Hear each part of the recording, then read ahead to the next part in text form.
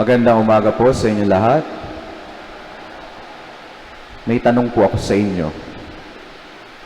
Meron ho bang forever? Masasagot niyo ho ba iyon?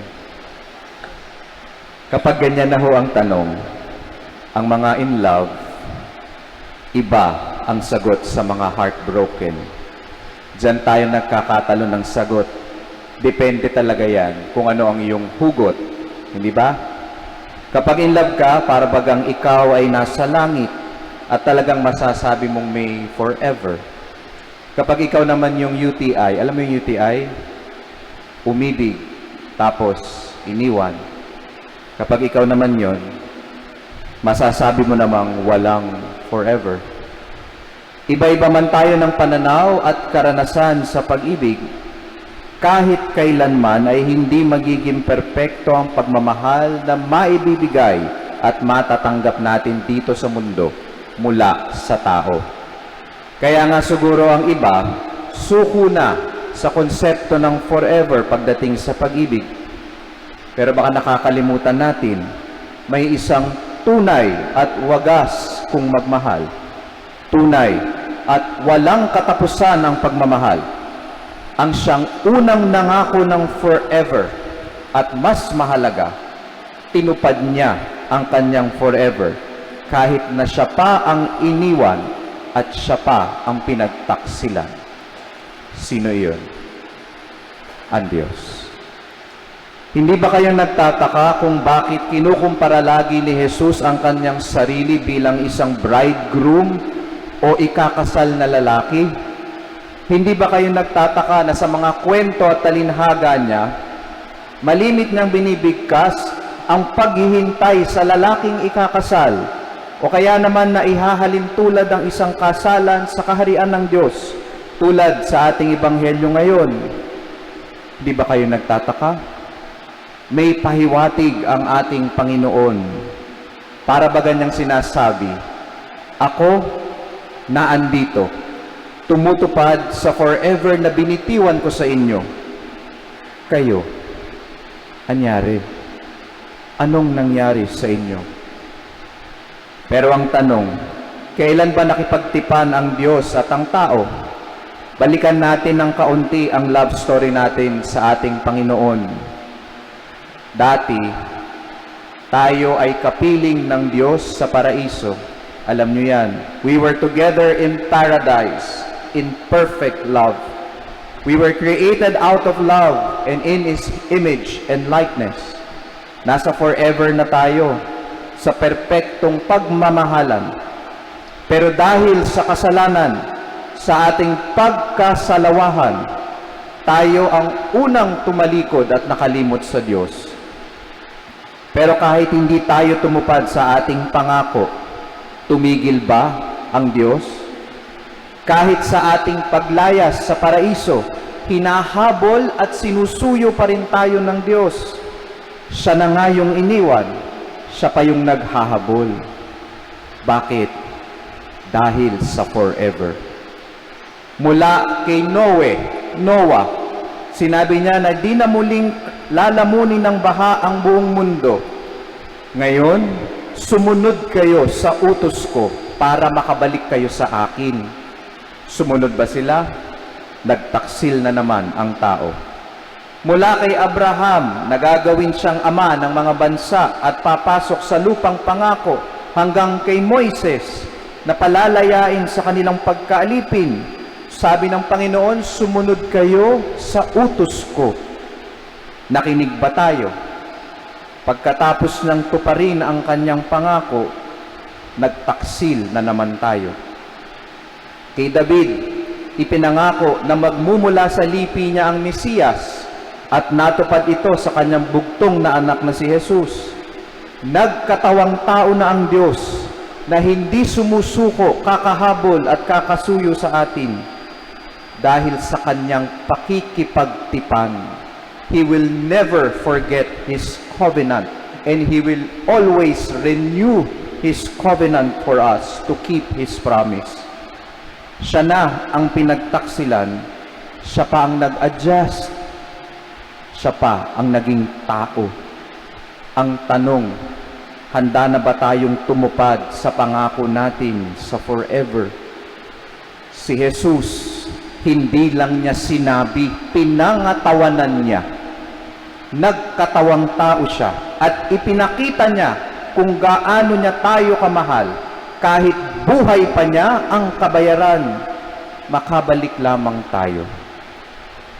Mga kapatid, sa tanong ko kung na may forever, meron. May forever.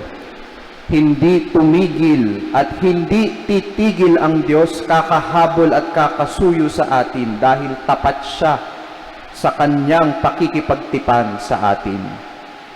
Sabi nga kay Propeta Isaías, "For as a young man marries a virgin, your builder shall marry you.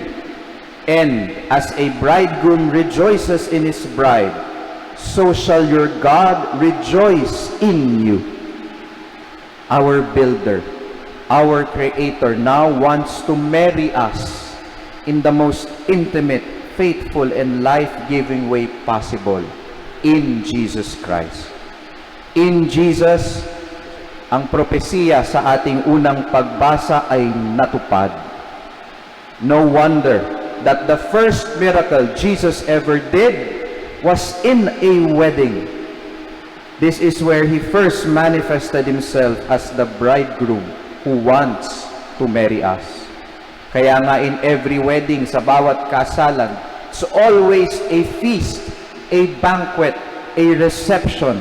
Nandun lahat ang pinakamasasarap na pagkain, the finest food and the choicest wines.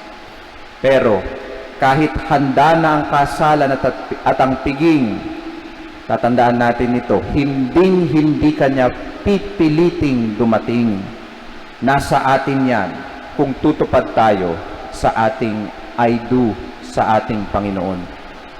Tayong lahat po dito, bilang mga binyagan, lahat tayo ay tumugon sa anyaya ng ating Panginoon dito sa kasalan, dito sa piging na ito. We are here in this banquet because we want to fulfill our promise and remain faithful forever. But the gospel is also a reminder, nakabihis ka pa bang pangkasal? Our wedding garment is our baptismal garment. But remember, what is the color of our baptismal garment? Anong kulay ng ating isinuot nung tayo bininyagan? Naalala nyo pa? Hindi ba't kulay puti? Sa binyag kasi, ang kaluluwa ng batang binibinyagan ay kasing linis at kasing kinang ng kanyang kasuutan dahil nahugasan na ang kanyang kasalanang mana. Ngayon ba, napanatili ba nating malinis at walang bahid bungis ang ating kasuotan? O tinapon na lang natin ang damit na ito dahil sa mga kasalanang daladala natin? My dear brothers and sisters, we are about to receive Jesus in the Holy Eucharist. We are about to be one with Him. Nakadamit pang kasal ka na ba? Malinis at walang bahid dungis. We still have time. May panahon pa. Magpalit, hugasan ang inyong kasuotan. Kailan ka ba huling nangumpisal? Where your garment will be washed clean and you will be ready to be one with Him once more. Depende na talaga yan kung gaano mo siya kamahal. Depende na lang talaga yan kung kaya mong tapatan at panindigan ang binitawan ng Diyos na forever. Sabi ni St. John Paul II, a person who does not choose to love forever will find it difficult to truly love for even one day. Ulitin ko. A person who does not choose to love forever will find it difficult to truly love for even one day. Kaya nga ang kasal ay isang pakikipagtipan, a covenant, not a contract. It is not an exchange of goods or services. A covenant is an exchange of persons. Kaya nga ang kasal, hindi yan kapag ayaw mo na, hindi yan kapag may kakulangan na sa kasal o may kasalanan ng isa, itatapon mo na lang na parang gamit na wala ng silbi. Just imagine if God did not keep His forever. Saan tayo pupulutin? Sa pakikipagtipan, tao ang usapan at hindi yan basta-basta kinakalimutan. Kaya nga naging tao ang Diyos para hindi mo lang siya itapon, para hindi mo siya kalimutan, para hindi natin siya talikuran. Kaya nga naging tao ang Diyos para ipakita sa atin na kaya din nating magmahal ng forever katulad niya in spite of our imperfect loving. It all boils down to our choice. Brothers and sisters, let today, itong araw na ito, itong oras na ito, be the start of your forever once again with God. Kung tunay ang pagmamahal mo sa Diyos, you will find that loving for a day, even every day until death, will never be enough. Yan ang tunay na nagmamahal. Kulang lagi ang panahon. Kaya nga, you will want to love where love will be forever. Saan yon? In heaven. In eternity with God, who is love, who will perfect our imperfect love there in our heavenly marriage feast. Amen.